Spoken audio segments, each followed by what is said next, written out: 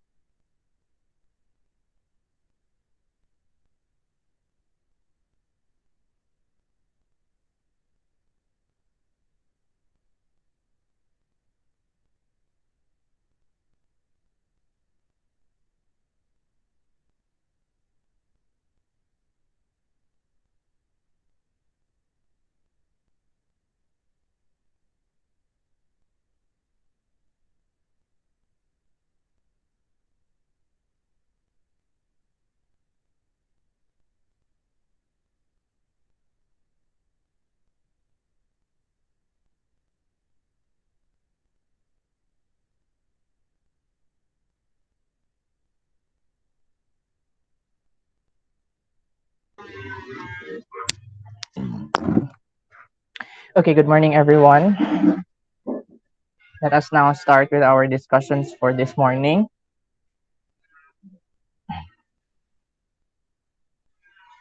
Morning, sir. Morning, sir.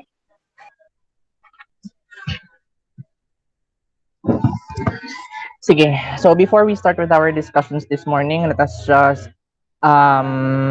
I would like to give some announcements before we proceed. Now, I apologize, wala pa gyud na ako na-upload ang lesson number 4 nga recorded discussions, but I am working on it today. Kaya wala pa gyud nabalik ang akong internet. But rest assured nga ma-upload na siya before the weekend ends, before mag next week. Now, I understand nga natay mga kining deadlines regarding the submission of our study outline, for example, submission of assignments, pero since late na ko ma-upload ang lesson 4 and late po na ko ma-post ang assignments, I will be giving extensions sa ato ang deadlines in complying with the assignments. So I will try my very best to post all pending assignments sa atong Google Classroom during the weekends. So I will be informing everyone through our group chat kung na-post na nako ang mga assignments sa atong Google Classroom. And also, naay mga nag-message nako last Wednesday nga dili sila makatugong sa Hingog City Sentro because of restrictions sa travels kay naay affected people sa ilang area sa COVID. Now, i-address nako generally ang concern sa tanan. Of course, we will be prioritizing everyone's safety and health, So kung sa inyong area na ay mga affected sa COVID, please do not travel anywhere kung dili gyud kaya sa inyong signal ang pag-access sa Google Classroom, kung ang ato ara gyud dala sa atong signal kay ang pag-access sa Messenger, well, that's okay, So I will be giving everyone the opportunity to answer somewhere else, dili lang sa Google Classroom, That is if naay kaning affected sa inyong area, So kung isa mo ana nga situation, kung naka-experience mo nga situation, please message me privately sa Messenger para matagaan ta mo og other channels kung asa ninyo ma-answer ang inyong assignment sa Google Classroom. Okay? And I will also apologize kung dili na ako ma-turn on ang ako ang video for today because I am working on mobile data and medyo kalas ang data kung mag-on ang video kay mas mo consume siya og data balance. Pero sige lang, today's discussion is still recorded, so I will still be uploading this sa atong usual na channels para sa inyong, para mabalikan ninyo later on sa pag-study and pagbuhat sa inyong, of course, study outlines, So, last Wednesday, we discussed delays, starting on Article 1166 on accessions versus accessories. We also discussed unsa nga mga instances pwedeng third person ang mag-perform sa obligation on behalf of the debtor because of some inabilities or disability of the debtor to perform the obligation by himself. And ato apod gi-discuss ang different types of delay, Just to recap, we have mora solvendi, delay on the part of the debtor to fulfill or perform the obligation, of course. We also have the second type, which is mora accipiende, which is the delay on the part of the creditor to accept the performance of the obligation. So meaning, dili lang enough nga ang debtor ang mag-perform sa iyang obligations, but kinahanglan po i-accept ni creditor ang pag-perform ni debtor sa iyang obligations. Otherwise, kung dili accept ni creditor ang pag-perform ni debtor and naay mga untoward incidents nga mahitabo. So that will be a delay on the part of the creditor, also known as mora accipiende, no? And the third kind of delay is, of course, compensation more, or the delay on both parties in reciprocal obligations, no? So meaning si debtor is also the creditor at the same time. So kung silang duha na ay delay in performing their respective obligations, so walay delay nga ma-consider because na-cancel out ang delays for both parties, no? And ang ato ang last nga discussions, last meeting were on the requisites of delay. So unsa ang mga requirements para ma-consider as in delay ang debtor, no, or delay on mora solvendi. So this morning we will be starting our discussions on the effects of delay, no? So unsay mahitabo kung naay delay on the part of the debtor and on the part po of the creditor. So this is on page 48 of my book. So I guess this is on page 50 something of your books. Please flip your books on these pages. So effects of delay ang ato ang first topic for this morning.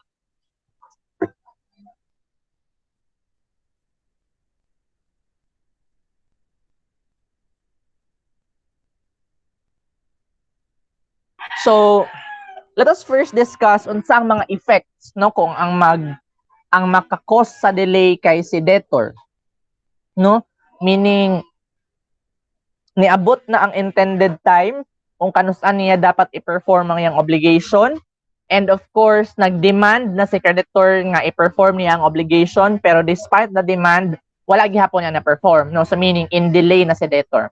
So the question therefore is, sir, unsa may mahitabo sa obligation, no, kung ma-delay si debtor sa pag-perform?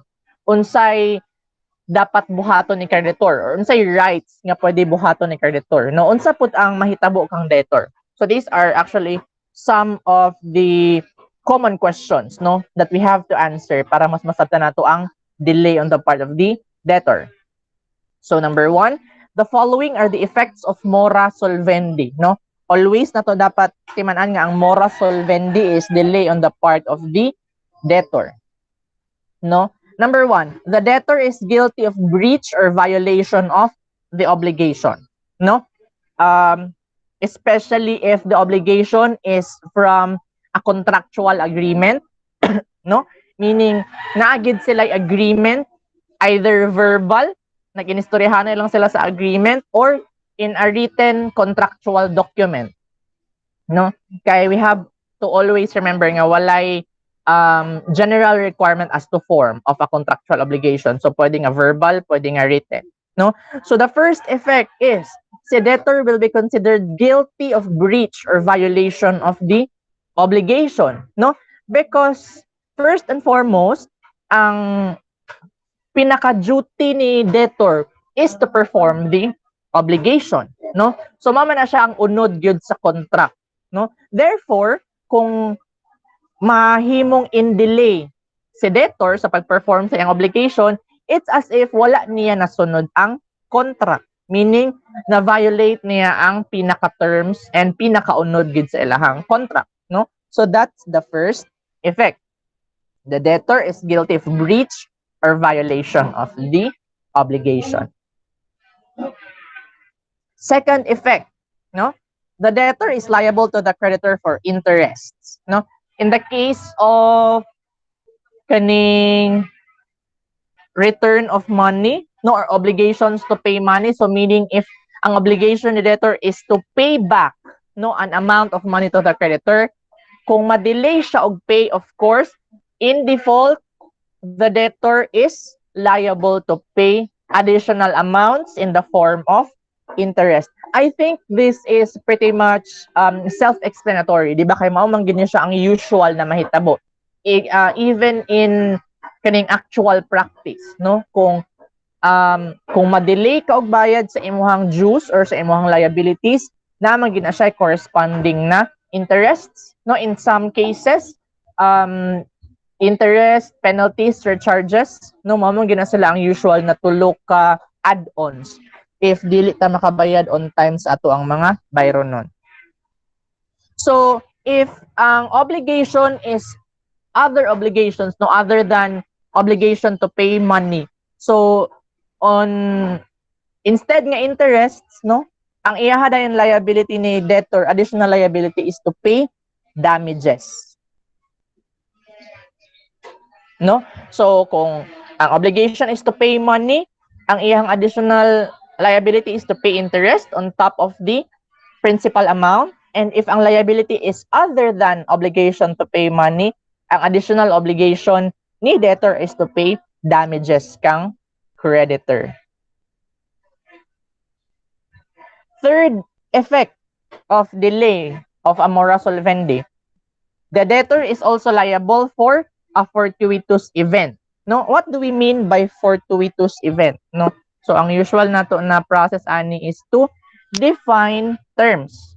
Define fortuitous event. Para mas masabta nato.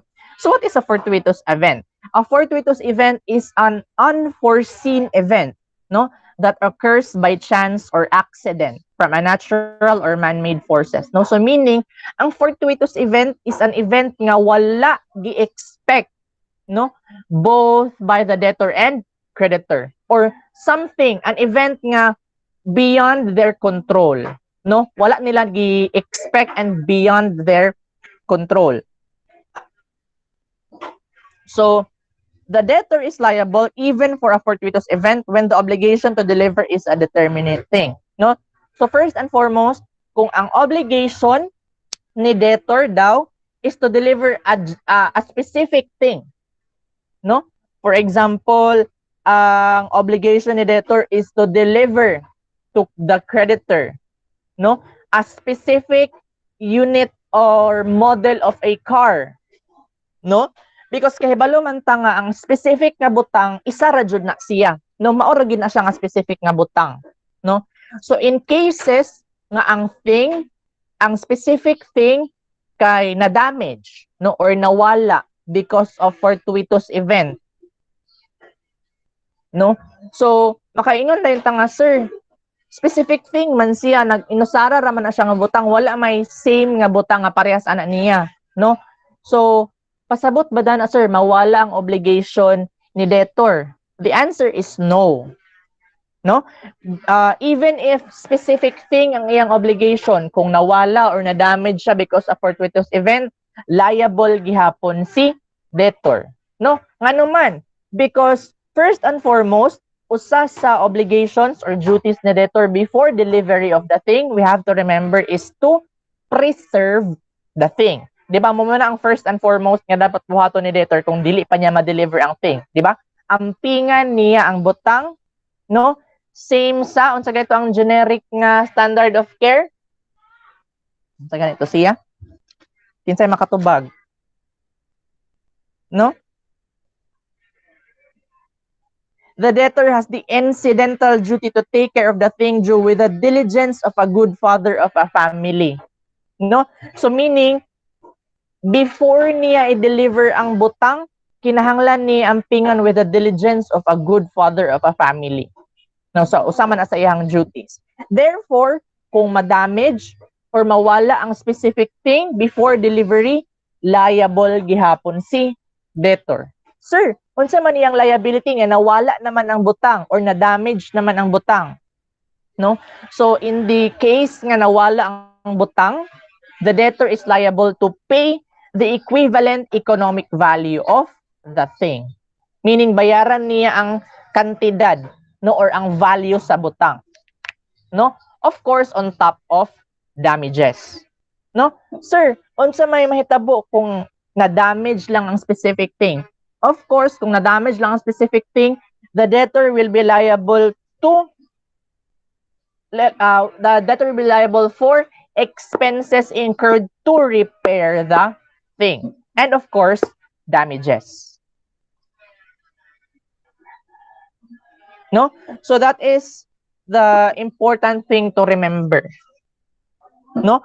Kung fortuitous event, meaning, again, nawala or na-damage ang butang because of an unexpected happening. So dili makaikyas, no? Dili makaikyas si debtor sa iyang liability to deliver the thing. Okay, of course, ang iyang first duty is of course to take care or to preserve the thing before delivery. No? So mao to sila ang tulo ka effects kung ang maka-cause sa delay is si debtor, no, or in the case of a mora solvendi.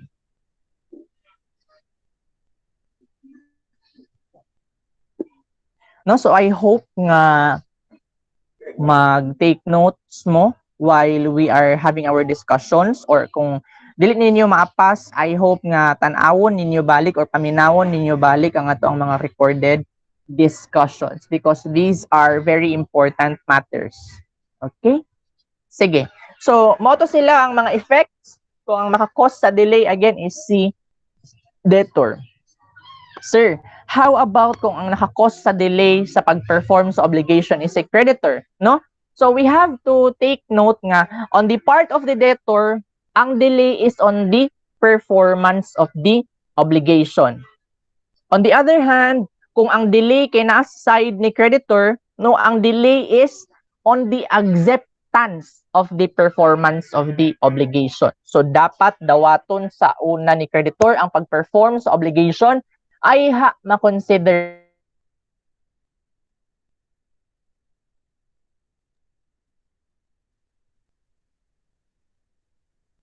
nga na fulfilled na ang obligation.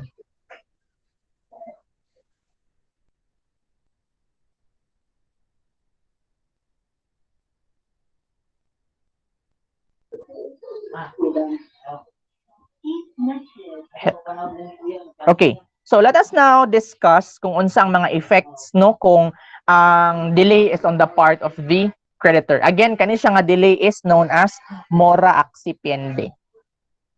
No? So the first effect, the creditor is guilty of breach of obligation, no? So just like sa side ni debtor, no, since bisan pag dili i-state expressly sa contract na kinahanglan i-accept ni creditor ang obligation or ang pag-perform sa obligation, no, that is embedded in the obligation or the contract na kinahanglan gyud sa i-accept ni creditor ang pag-perform ni debtor sa obligation.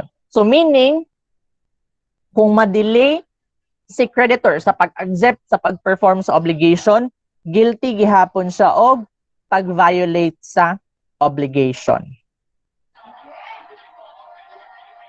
The second effect, no, the creditor is liable for damages suffered by the debtor, no? So dili lang di ay si creditor ang maka-experience og probable nga damages, no?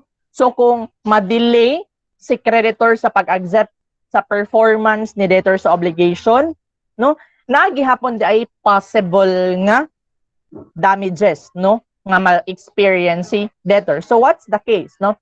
Let us say for example, ang obligation ni debtor is to deliver a specific thing kang creditor. So because na-delay si creditor sa pag-accept, no, sa pag-deliver ni debtor, probably na-damage, no? Na-damage ang thing before na-accept ni creditor ang thing, no, pero na-deliver na ni debtor on time, no? So sa may mahitabo, of course kinahanglan magpalit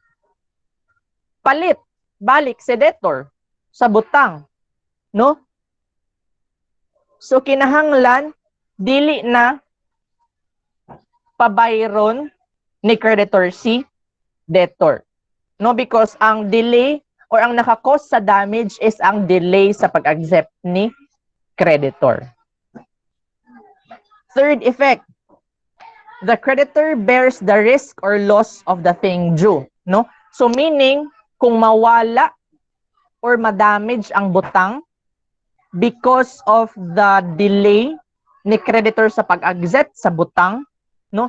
Kung mawala or ma-damage siya, ang mag-shoulder sa pagkawala or sa pag-repair sa damages is si creditor na.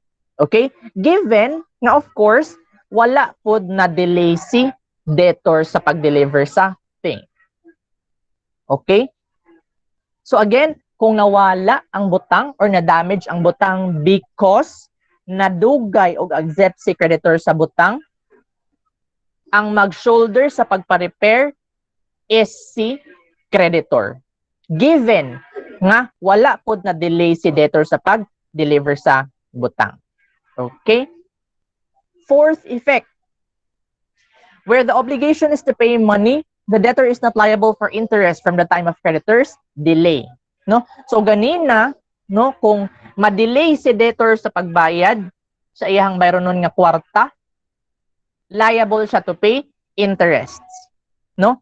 Pero in the case nga si creditor ang na-delay sa pagdawat sa kwarta, dili na niya dapat paninglan og interest si debtor. Again, given nga on time nagbayad si debtor, wala siya na delay, no? Because it would be ridiculous, no? For example, naay tao nga naay bayronon sa akoa, no? So, nagbayad si tao on time sa ako, pero nadugay lang nako og dawat ang kwarta, no? So in that case, dili na nako dapat paninglan og interest si katong nagbayad sa akoa because on time man siya nagbayad, no? Ang naka-cause sa delay is sa ako amang part sa pagdawat sa iyahang payment. And lastly, the debtor may release himself from the obligation by consigning or deposit in court of the thing or sum due, no? So this is in cases of kanibitang mga material na kay nga mga butang, meaning dagko kay silang economic value. For example, a car, no, or a house, or any properties of very big economic values or dagko nga amounts of money, no? So in the case, no, nga ma-delay si creditor sa pagdawat sa kwarta or sa payment or sa pag-deliver sa thing, pwede i-deposit ni debtor ang iyahang payment or pwede niya i-deliver ang thing sa courts, no? Meaning himuon niya og unsa may term ani kaning himuon niya og witness ang courts nga na deliver niya ang thing or nabayaran niya ang kwarta on time, no? That way na ay physical evidence si debtor nga wala siya na delay, nga ang delay is actually on the part of the creditor. Okay? So, ang certification dayon or ang affidavit nga makuha ni debtor from the court nga indeed na-deliver na niya ang thing or nabayaran na niya ang kwarta on time, mao na iyahang pwede gamiton as proof, no?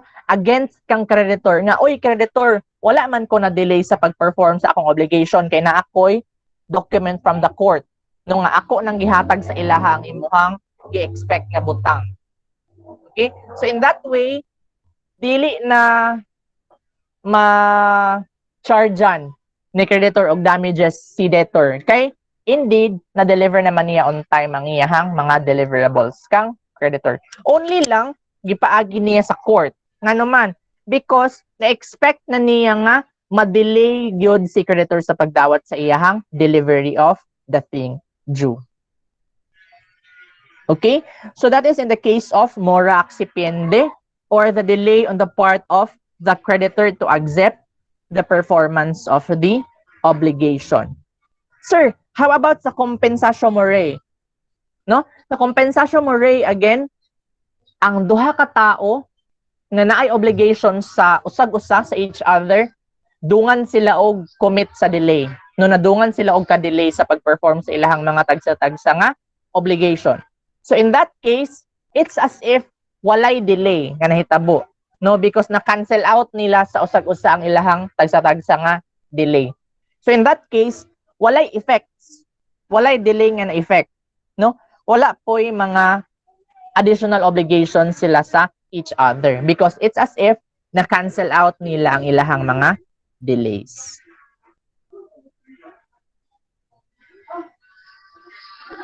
So na nag-question dito sa to ang chat. Sir, unsa na nga page, sir? Thank you. Sa ako ang book kay page 48 ni siya nagsugod. I think sa inyong copy kay mga page 50. No? So effect 53, sir. 53. Okay, page 53. Ang topic ana is on effects of delay. Okay? So let us first take a break na 5 minutes, and when we come back, let us discuss the next topic on when demand is not necessary to put letter in delay.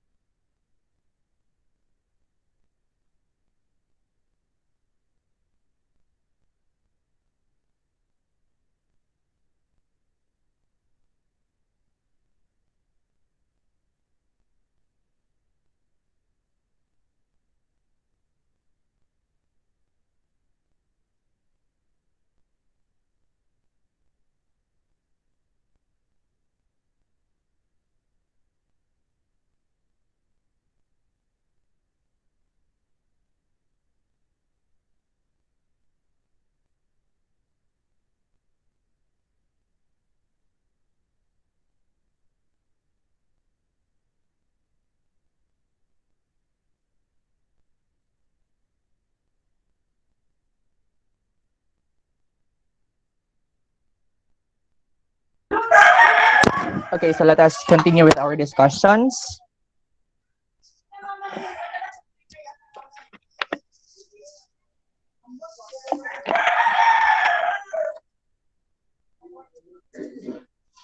So, from our discussions last meeting, no, our discussions on the requisites of delay, or default on the part of the debtor. So, nakaingon ta nga dili enough nga niabot na ang intended time kung kanus-an niya dapat i-perform ang obligation, no?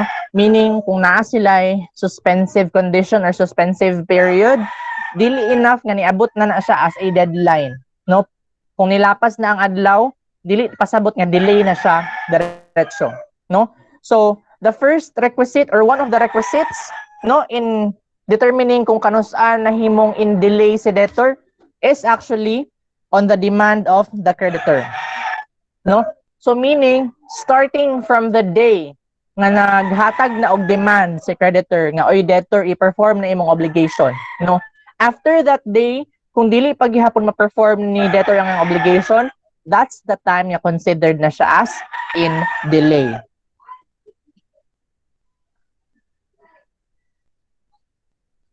Okay? Pero naagi hapoy specific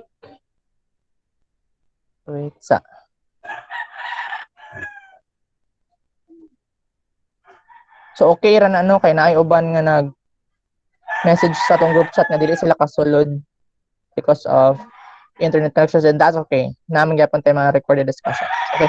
Going back. No. So again, the default situation is that kung naanay demand from the creditor and wala gihapon gi-perform ni debtor ang obligation, then that's the time nga the debtor is now considered in delay. Okay? So, sir, naabay mga instances nung automatically in delay na si debtor bisan pag wala nag-demand si creditor. So, mo na tong bago na topic. So, kanus or unsa nga mga instances nga dili na kinahanglan nga mag-demand si creditor para mahimong in delay si debtor. No? So, the first is when the obligation so provides, no? Meaning, kung naa mismo sa ilahang agreement, whether verbal or written agreement, nga dili na kinahanglan maghatag og demand si creditor. Okay? So, to say for example, no, diri sa atong libro na siya ihatag nga example. Debtor promised to pay creditor the sum of 2,000 pesos on or before November 30 without the need of any demand. No? So meaning sa ilaha palang agreement daan, ilaha nang gi-provide daan nga dili na kinahanglan maghatag og demand si creditor. No? Therefore, if the debtor fails to pay on November 30, meaning ang kaning November 30 mao man ilang suspensive period, di ba? Nga before November 30, dili pa required nga mobayad si creditor as a debtor, no? So, therefore, kung nilapas na ang November 30 nga wala paghihapon nagbayad si debtor sa iyang bayronon kang creditor, then automatically considered na siya as delay. No? Sir, ngano man? Because naa sa ilahang agreement itself. No? Nag-agree na sila daan nga, oy debtor, kinahanglan ka mo bayad ani nga date. No? Bisan pag dili ko mag-demand ana si creditor. No? So with in the absence of a specific provision, no, sa ilang agreement, meaning kung wala sila nag-agree nga ma-default na siya or ma-delay na siya kung dili mo demand si creditor, the general rule is ay hara siya ma-considered in delay after the demand, no? Pero kung nag-agree sila specifically nga without the need of any demand, then automatically kung mulapas ng intended nga adlaw ng ating bayad, considered na nga in delay si debtor.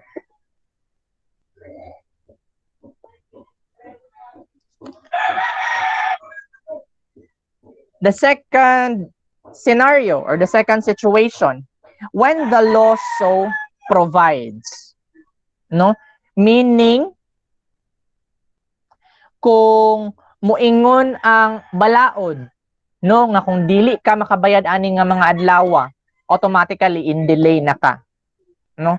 So the example is, under our laws, taxes should be paid on or before a specific date. 'Di ba? Kung familiar mo sa ato ang tax system, no, kung naamoy parents or naamoy inyong kaugalingon nga mga negosyo, no, naamang gyud mga deadlines, no, ang atong tingbayad sa mga taxes, sa mga buwis, no? So ang ato ang tax laws nag-provide na siya daan og mga deadlines, no? And of course, iyahan nang gi-establish daan nga kung dili ka makabayad ani nga mga deadlines, naa kay additional nga mga bayronon in the form of penalties and surcharges, no? So meaning, kung nag-ingon ang balaod, nag-ingon ang specific nga balaod, nga kung dili ka makabayad ani nga mga adlaw na kay additional payments, then the law should prevail. No, ang law gid always ang i-follow.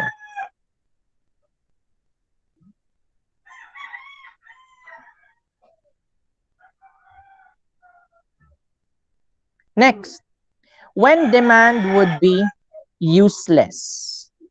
No? So for example, S obliged himself to deliver a specific horse to B on September 5. No?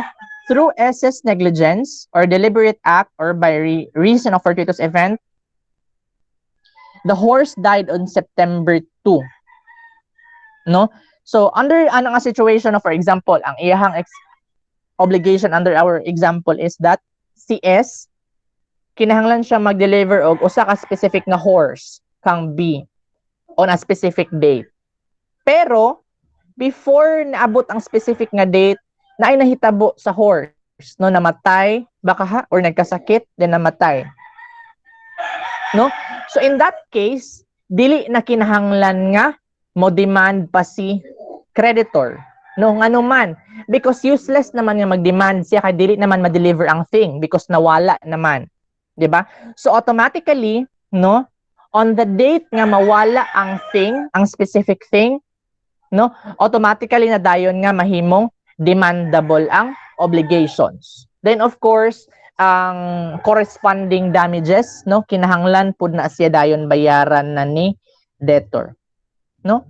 Again, the idea here is that useless na nga mag-demand si creditor kay nawala naman ang thing nga dapat i-deliver sa iyaha.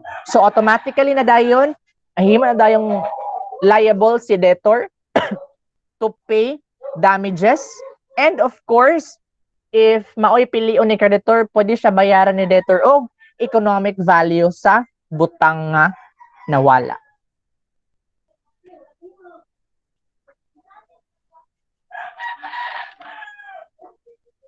So mao to sila ang mga situations, no, or mga scenarios wherein dili na kinahanglan ang demand para ma-consider nga in delay na dayon si debtor.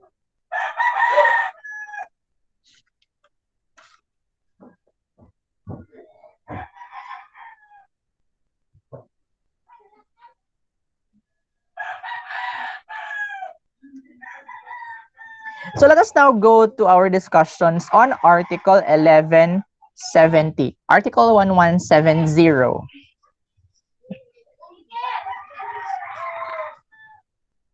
So Article 1170 actually specifies, no, kung kinsa nga mga debtors, no, or kinsa nga mga tao ang automatically mahimong liable to pay damages. No? So let us read Article 1170.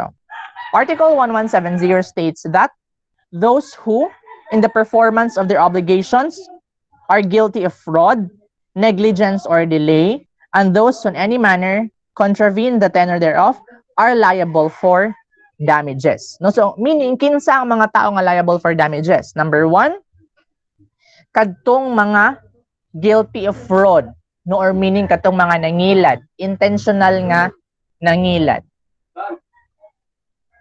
Number 2, those who are in delay. No, sa atong mga na-discuss ganina, kung in delay ka, you are also liable for damages. And of course, kadtong mga nag-perform sa obligations nga wala ni sunod sa ilahang agreement. Okay? So ato na silang usa-usahon og discuss right now. So the first one, those who are guilty of fraud. No? So other terms for fraud are deceit or dolo. No, dolo is a Latin term for fraud. So when we are approached by terms such as deceit or dolo, no, ang pasabot lang ana nila plainly is fraud. No, so what is fraud? No, basically fraud is the deliberate or intentional evasion of the normal fulfillment of an obligation. No, meaning in simple terms, fraud is pagpangilad.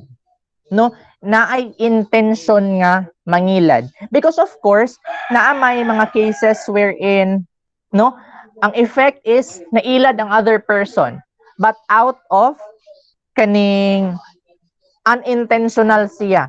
No, wala ka nakabalo nga, wala di ay niya nasunod ang mga dapat buhaton. So in return, in effect, murag nailad siya pero not intentional. Pero ang fraud, no, naagyoy intention nga mangilad or moikyas sa imuhang obligation. No? So, unsa di ang idea behind nganong kinahanglan ka mahimong liable or kinahanglan ka mo bayad og damages, no, kung naka-commit ka og fraud, no? As a ground for fraud or as a ground for damages, no, fraud implies some kind of malice or dishonesty, no? Kay ang main idea man behind fraud is of course dishonesty, no, kay nangilad ka. Of course, fraud is also synonymous to bad faith, di ba? Remember how we discussed good faith, no? Compliance in good faith before, no? So meaning, kung good faith, no, gisunod nimo ang terms sa inyong contract or gi-perform nimo ang imong obligation out of honesty and integrity. No? So ang kaning ang kabaliktaran ana is of course bad faith or dishonesty, no, or intentional nga pagpangilad. So that's fraud, no? So meaning during the performance of your obligation, no, nangilad ka or nag-commit ka og fraud, you are automatically liable for damages.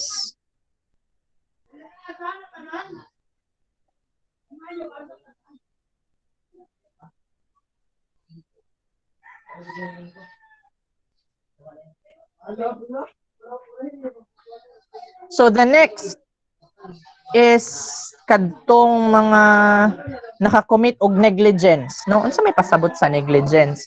Para mas masabtan nato ato sa i-define una ang term nga negligence.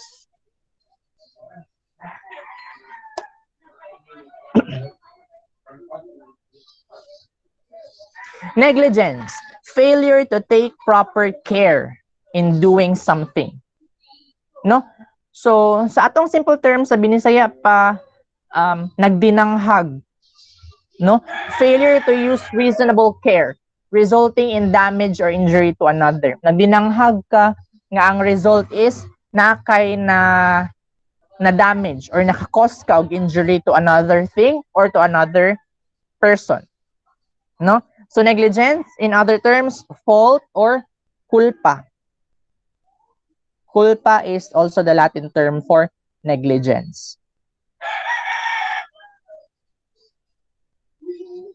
So, negligence, no, is any voluntary act or omission, there being no malice, which prevents the normal fulfillment of the obligation, no? So, voluntary act, no?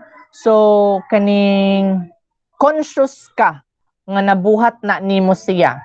And as a result, naka-cause ka og damage or injury to another thing or to another person. So in that case, kung nakakommit ka og negligence, kung naghimo kang negligent nga tao, automatically you are liable to pay damages. Asa ka mag-pay og damages? Ngadto sa tao nga na kung asa nimo na cause ang damage or injury. Number 3, if you are in delay. No, ganina sa atong discussions on delay, no? Whether it be the delay was caused by the debtor in performing his obligation, or if ang delay is on the part of the creditor in accepting the obligation, no? So nonetheless, kung debtor ka or creditor, basta naka-cause ka og delay, automatically you are liable to pay damages. And of course, lastly, contravention of the terms of the obligation, meaning naay bisan usa lang no nga terms or stipulations or naay usa lang ka part sa inyong agreement nga wala nimo gisunod, na violate nimo, automatically you are guilty of breach of contract, so liable ka nga to pay damages.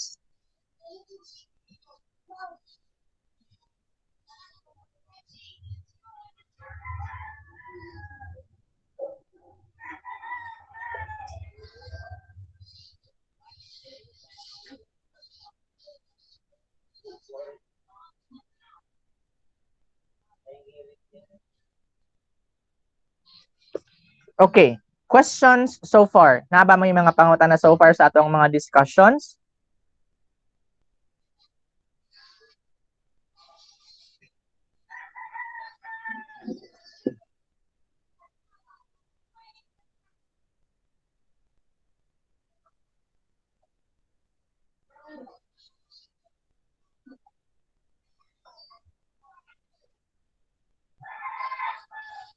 Okay, no more questions. So let us now distinguish fraud and negligence. No? Kay in a way, both terms, both fraud and negligence na ay na-cause nga some sort of damage, no, to a thing or injury to another person. Pero unsa na to sila pag-distinguish? Unsay kalahian no sa fraud and negligence? Number 1, in fraud, there is deliberate intention to cause damage or injury, while in negligence, there is no such intention. No? So meaning,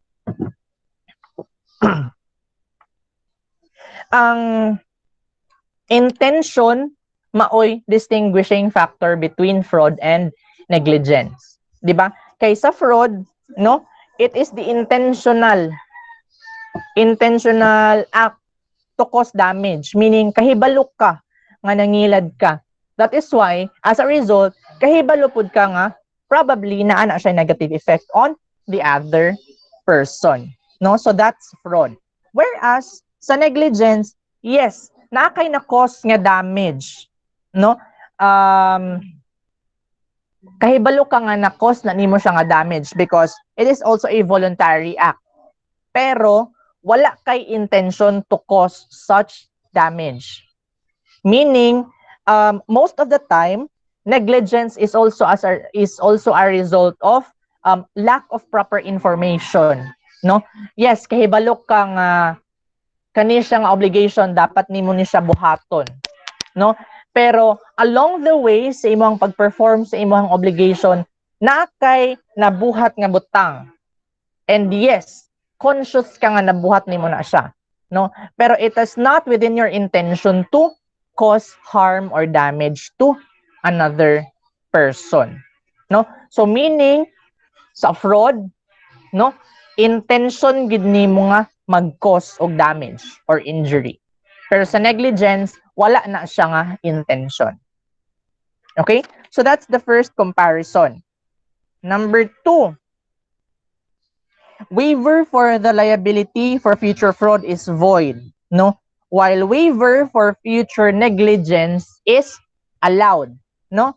So, sa may concrete nga example ani ha.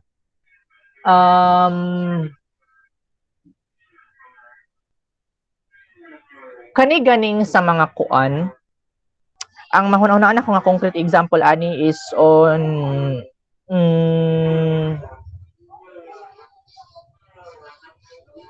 for example kaning sa mga hotels, no, or any venues kung asa na ay pwede himuon nga mga events, no.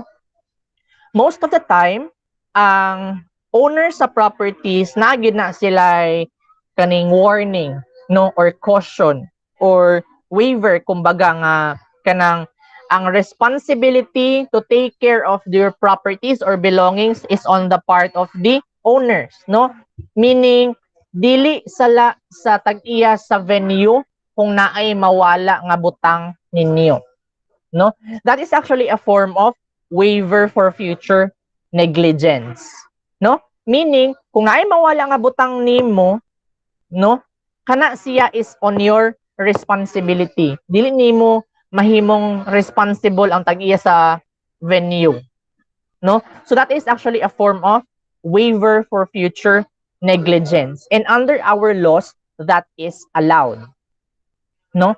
Pero ang waiver for future fraud, meaning magpahibalo kadaan nga mangilad ka in the future, that is not allowed because still that is a form of bad faith, no.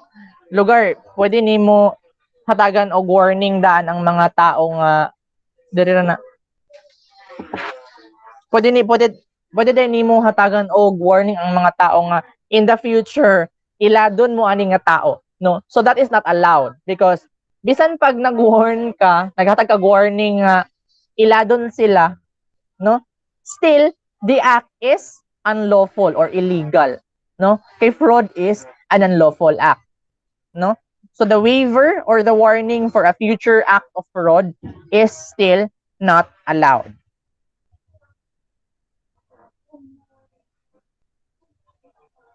Number 3, na comparison, no? Fraud must be clearly proved, while negligence is presumed from the violation of a contractual obligation. Meaning, no, ang fraud, para makaingon ka nga giilad ka sa tao, no, you must present hard evidence. Diba kay, sa na-discuss na to before sa ato ang general provisions of law, no, the legal system of the Philippines or in any countries or any governments, ang mga legal system gid is always evidence-based, no. So kinahanglan kung mag-allege ka og fraud or meaning na kay someone nag-accuse nimo of fraud, almost always or always gud kinahanglan ka mag-present og proof or evidence nga indeed giilad ka, no. Pero on the part of negligence, of course, that is assumed kay almost always a case of negligence is also a case of violation of the terms of a contract, no. So again, in the case of fraud, kinahanglan na kay evidence nga i-present, whereas on the part of negligence, that is almost always assumed as a violation of the contract.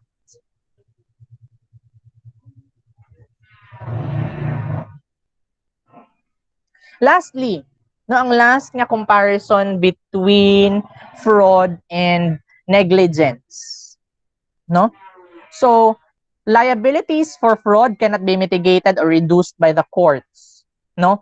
So meaning kung ato ang i-compare, no, ang probable na mga liabilities for damages between fraud and negligence, no, sa fraud kung unsa ang i-assess nga damages ni courts sa imuha as a result of your fraudulent act, dili na siya pwede i-reduce, no. Dili na siya pwede kumbaga ma-negotiate, no, because fraud in itself is an unlawful act, no. Fraud in itself as an action is against the law, no. So dili na ma-reduce ang imuhang liabilities for damages under fraud, no. Whereas on the part of negligence, no, pwede pa nimo ma-negotiate nga yes, indeed, naka-cause ka og harm or damage, but unintentional siya. Always in the part or in the case of negligence, ang imuhang kaning supporting argument always would be on the part of kaning walay intention to cause damage. No? So, in comparison sa fraud, nga naagi intention to cause damage. No, naagi almost always na crime nga nahitabo on the part of fraud. No? So again, si fraud kay intentional, si negligence kay dili. No? Ang waiver for future negligence or a warning for future negligence is allowed under the law, pero a waiver or warning for future fraud is not allowed. No? So sa fraud, kinahanglan evidence-based, whereas si negligence is always presumed as a violation of the contract. And lastly, ang resulting liabilities for damages sa fraud, dili na siya ma-reduce. Fixed na gid na siya. Kung unsa ang kaning provided under the law, mao na gid na siya ang imuhang liabilities for damages. Whereas sa negligence, pwede pa nimo ma-negotiate ang reduction sa imuhang liabilities.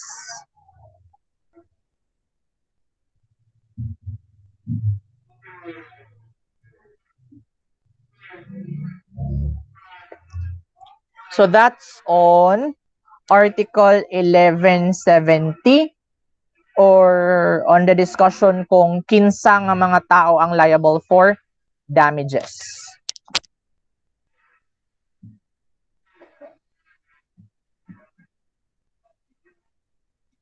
Let us now go to our discussion on Article 1171.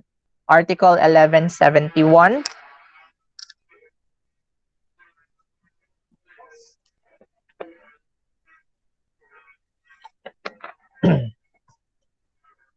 Article 1171 states that responsibility arising from fraud is demandable in all obligations.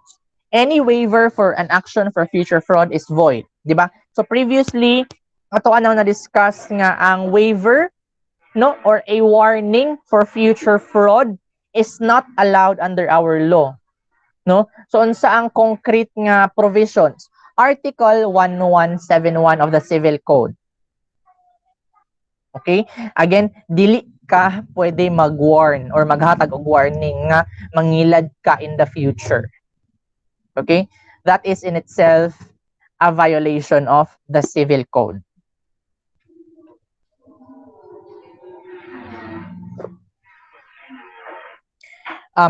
Mag-take sa tawag 5 minutes na break ha.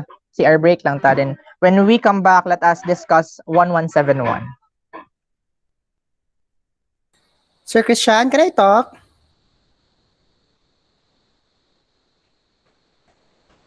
Okay, anyway. Good morning, everyone. May I remind you for your financial obligation. Again, your final examination is fast approaching. So, I notice nga some of you kay wala jud nagbayad bisan gamay dadtong first cluster. So, muna ang ilang bayron karon nag-abot tag 5,000 ang isa ka cluster. So, bayarin ninyo kay kung mudako na kay na siya, bugat na kay na para sa inyo ha, okay? Hinahinayin tayo inyong bayad. Ayaw mo paghulat kung kanus apa mag-ingon ang teacher nga ating bayad na. Kay bugat na para sa inyong ginikanan kung mangayo na mo inyong tibuon sa last quarter na lugar. Bugat na kay na kay inyong bayaran dito 10,000 na kay last cluster naman. So bayad mo hinay-hinay, okay? Thank you so much everyone. Keep safe. Thank you. Sir, excuse me, sir. Awat sa ako, sir, ba? Wala ko nakabayad sa first cluster na bayron nun. Na kung magbayad ko karon sa second cluster, pwede half payment lang, sir? Or unsa? I-full good? Kung pila imong bayro, ang inyong bayro nun yun, every cluster, kung unsay nakabutang sa pay this amount. Inyong tanawan ninyo ang statement of account na ay nakabutang diha nga pay this amount. Ang inyong total tanan-tanan nga bayro nun is kanang current balance mo pa na ang inyong bayro nun for the entire nabilin nga cluster. So, ang pay this amount, dapat inyo na siyang mabayaran. Karon kung gusto, wala pa ka nakabayad, so at least 80% ana. Kung wala gidiha. Sige sir, salamat. Okay.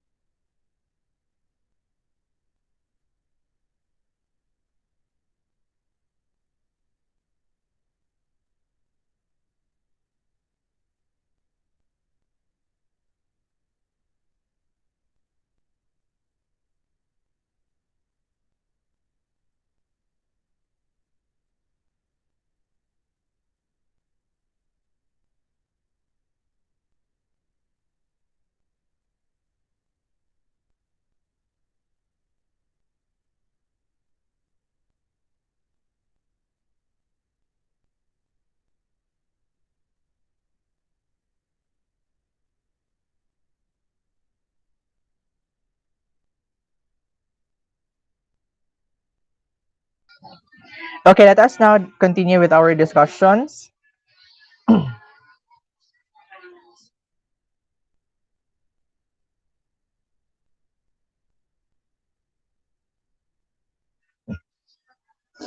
Okay, let us go back to Article 1171.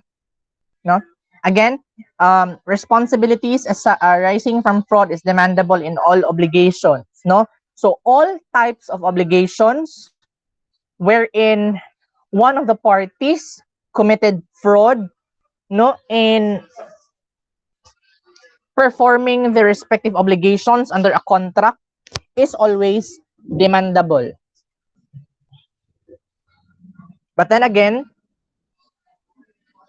actions, no, or alleged actions resulting from fraud must always be supported by proper and hard evidences. No, kay always cases of fraud will be heard by a proper court of law. Okay? And then again, any waiver of action for future fraud is void. Dili gyud allowed nga maghatag og warning for future fraudulent acts. That's on 1171. Article 1172, responsibility arising from negligence in the performance of every kind of obligation is also demandable. But such liability may be regulated by courts according to the circumstances. No, so basically kaning mga discussions on Article 1171 and Article 1172, wanted sila itong mga na-discuss previously. Nung kaning waiver for future fraud, waiver for future negligence, no? Again, any liabilities, no, nga mahimong result sa imuhang negligence, no, is also demandable, no? Just like sa kadtong case sa fraud, no? So liabilities resulting from both fraud and negligence, demandable gina sila always, no? Meaning once nakakommit ka og fraud or negligence, no, and naay resulting liability, for example damages, pwede gina sila i-demand always, no? Walay case nga pwede sila dili i-demand. Pero ang difference lang is that sa cases sa fraud ganina sa Article 1171, no, wala na chance nga ma-reduce ang imong liabilities, no, kay sa to ilang ko under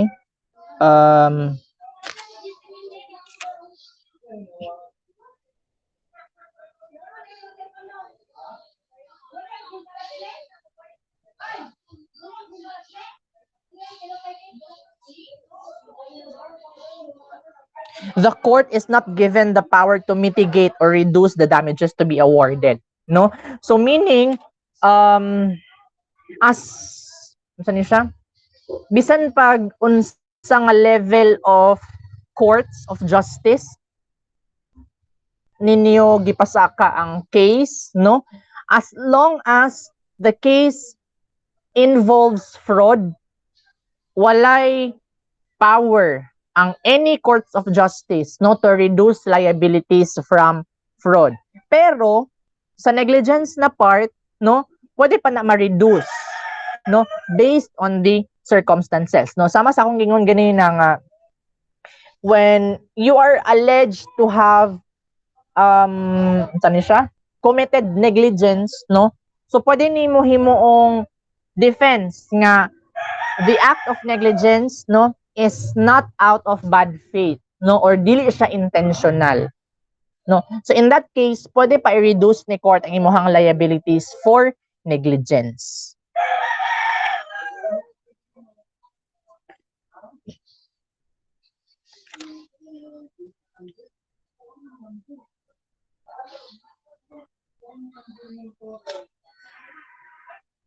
Questions so far regarding Articles 11. Asa ta nag-start this morning?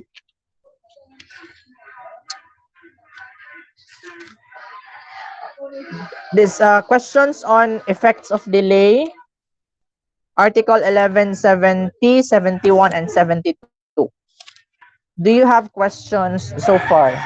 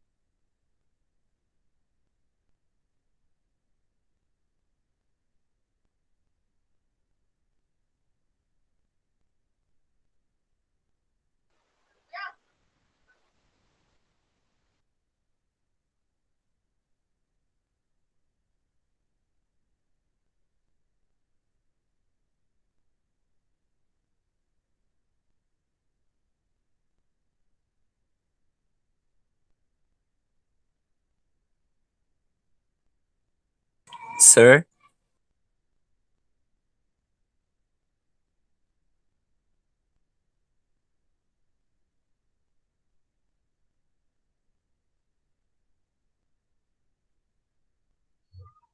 Oh my God, naka-mute man day ko, no?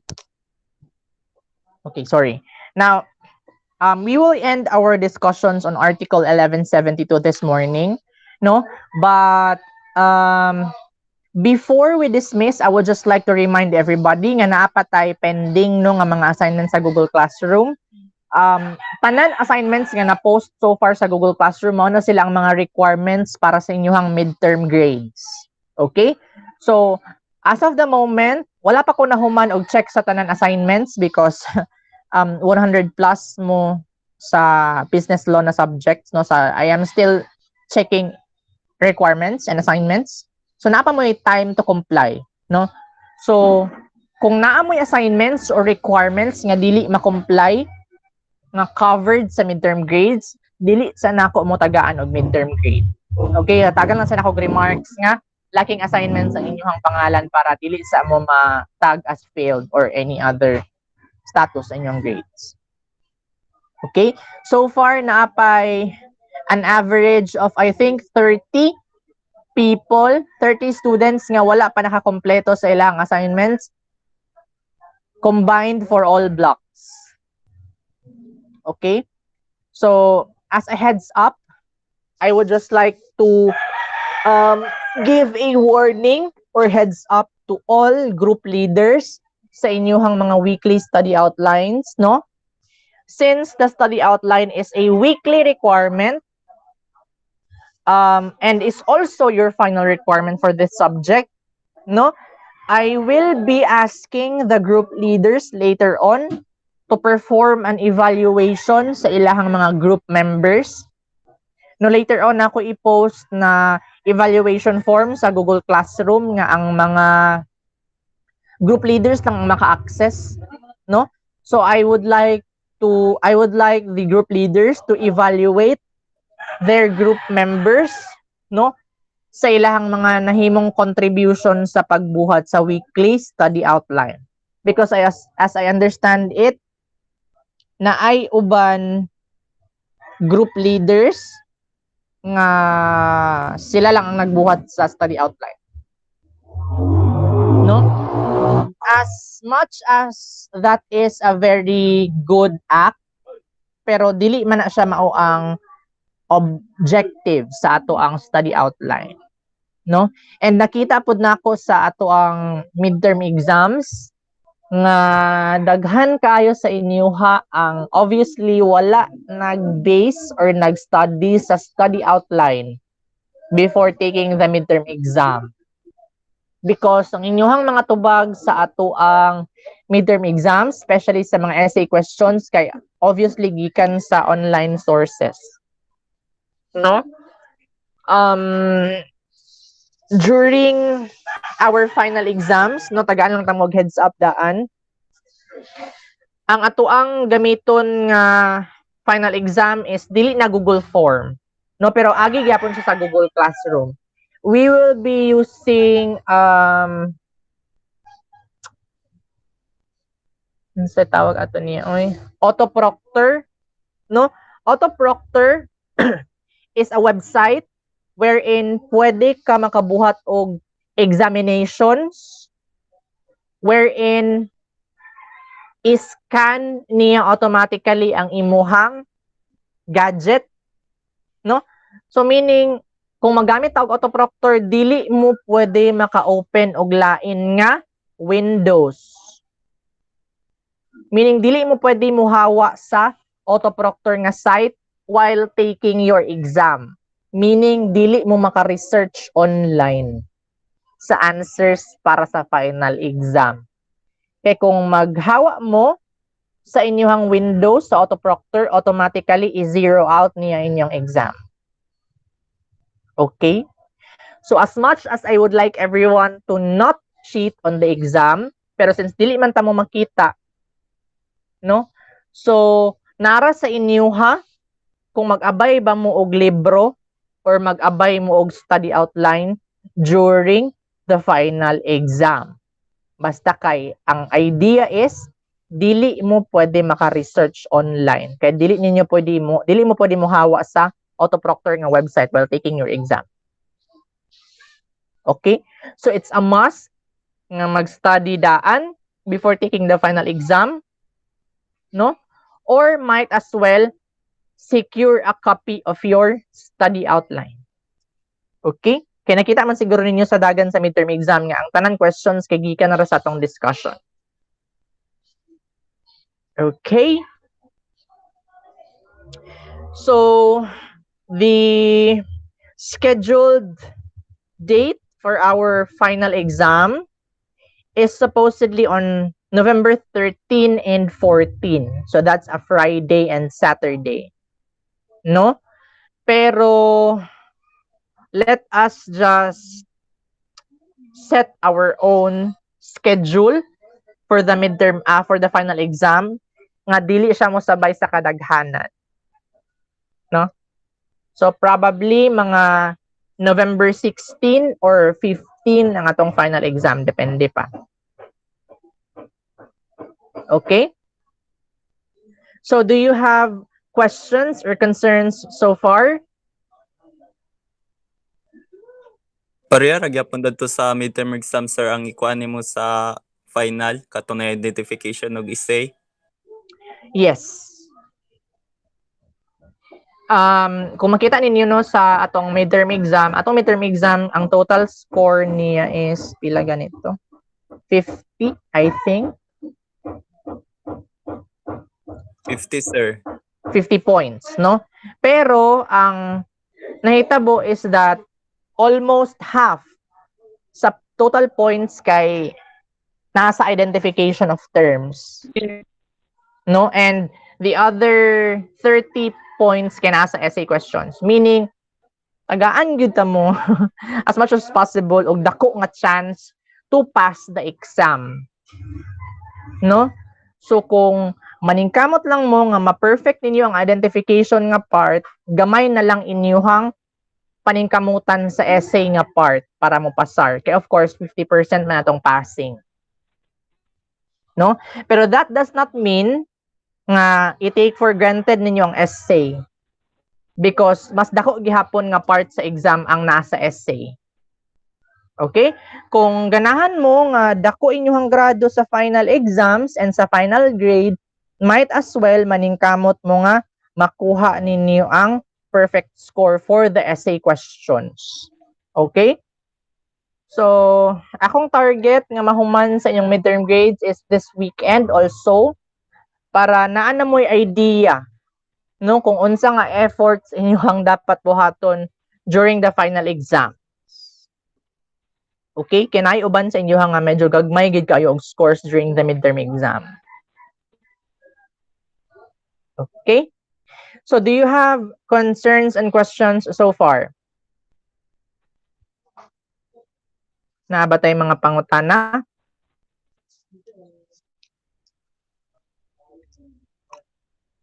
Sir, unsay coverage sa tong exam?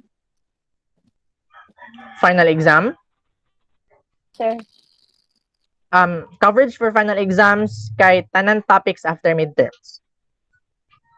Okay, sir. After midterms, Thank you. dili na ta mag-comprehensive kay taas na kaayo. Okay? Questions? Sir, Yes. excuse me, sir. Katong Yes. sa study outlines, diba, twice lang naman mi nakapasok. Katong uban, ay rami magpas kung mag-send na ka sa Google Classroom or magpas na mi ato. Okay, ingananin na siya. Ang nahitabo na to sa week 1 and week 2, diba, kay on time man ako ma-upload ang mga recorded discussions, no? That is why, during the midterms, or para sa midterm grade, duha dapat ka weekly study outline ninyo hang napasa. Okay? Pero karon ang nahitabo man ko because of internet issues, na-delay na ko og submit or upload ang lessons 4 and 5 nga recorded discussions, no? So, ang ato na lang buhaton is that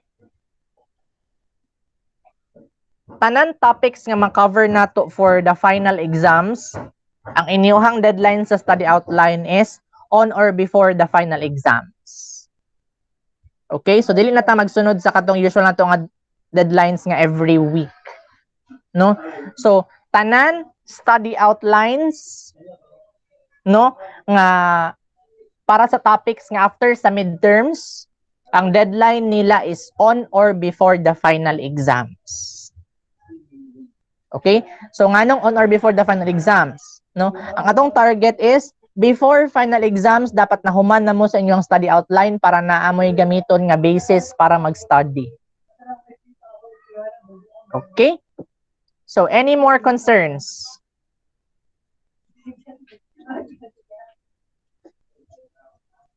Any other concerns?